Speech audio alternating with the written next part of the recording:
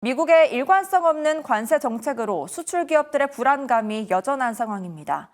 금융당국은 은행권의 자금 공급을 주문했는데요.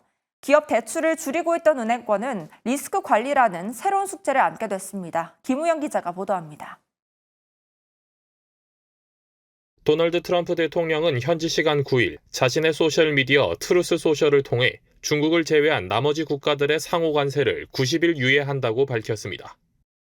관세 발효 일주일 만의 번복으로 미국 정책의 신뢰도가 무너졌다는 평가가 나오고 있습니다. 실제로 미국 자산 시장에서 자본이 급속도로 빠지면서 주요 6개국 통화 대비 달러 가치를 나타내는 달러 인덱스는 지난 11일 3년 만에 최저치를 기록했습니다.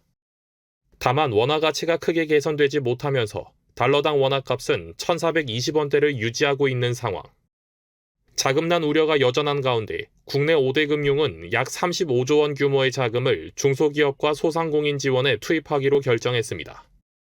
다만 기업 대출을 줄여오던 은행권에게 이번 지원 결정은 연체율 리스크라는 새로운 숙제를 가져왔습니다.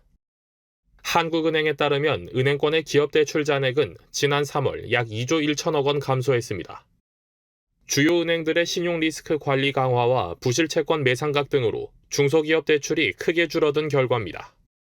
또 기업 대출 증가는 은행권의 밸류업 계획에도 차질을 일으킬 것으로 전망됩니다. 은행권은 밸류업의 일환으로 보통주 자본 비율을 13% 이상 유지하겠다는 목표를 내세웠는데 이를 위해서는 위험 가중자산 가중치가 높은 기업 대출을 줄여야 합니다. 전문가들은 업종별 차등 지원과 투자를 통해 연체율을 관리하는 것이 바람직하다고 조언했습니다. 업종에 따라서는 경기 역행적인 업종들도 있어요. 경기가 안 좋을 때 오히려 투자를 통해서 또 나중에 매출을 늘리는 이런 부분들도 있을 거고, 그 다음에 새로운 신기술 같은 경우에는 어느 정도 매출이 나는지 확인이 안 됐거든요. 그런 기술들 같은 경우에는 대출이 아니라 투자를 하는 게 중요할 것 같아요.